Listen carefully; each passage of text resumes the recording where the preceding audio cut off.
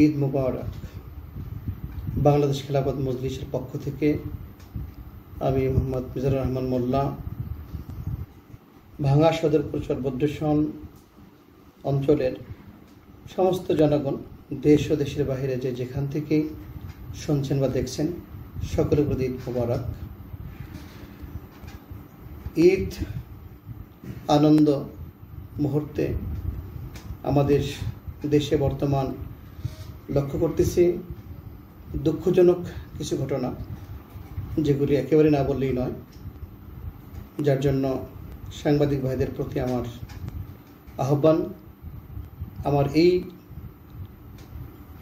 কথাটা, আমার এই আলোচনাটা যেন সকলেই শোনে। আমরা ঈদ উপলক্ষে প্রত্যেক জন যেখানে আছে আপনজনদের কাছে ফেরার একটা গতি অলরেডি শুরু হয়ে গেছে।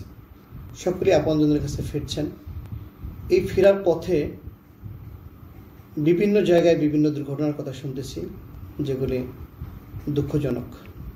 গতকালকে আমাদের ভাঙ্গায় চুমুরদি ইউনিয়ন বাবনাতলা বাস স্ট্যান্ডে চরম এক দুর্ঘটনা ঘটে, যে দুর্ঘটনায় 5 জন লোক নিহত হয়। যে ফ্যামিলির লোক তার আপনজন হারাইছে, তাদের কাছে ঈদ যে আনন্দ, এই আনন্দ মাটি হয়ে গেল। তাদের এই মৃত্যুদের ফ্যামিলি, তারা যেই শোক পেল, তাদের সাথে আমিও সমবেদনা প্রকাশ করছি। আল্লাহর কাছে দোয়া করছি, আল্লাহ তাদের যেন সবরে জামিল, ধৈর্য ধরার মতো তৌফিক দান করেন। সেই সাথে সারা বাংলাদেশের সমস্ত গাড়ি চালকদের প্রতি আমার আহ্বান, তারা যেন ঈদের সময় যে পারাপারি করে গাড়ি চালায়, এটা একটু সংযতার মধ্যে রেখে তারা সঠিকভাবে নিয়ন্ত্রণ যেভাবে না হারায়, তার সাথে গাড়ি চালায় এবং গন্তব্যে সুস্থতার সাথেই ফিরুক, এই আশা এবং আহ্বান। আর বিশেষ করে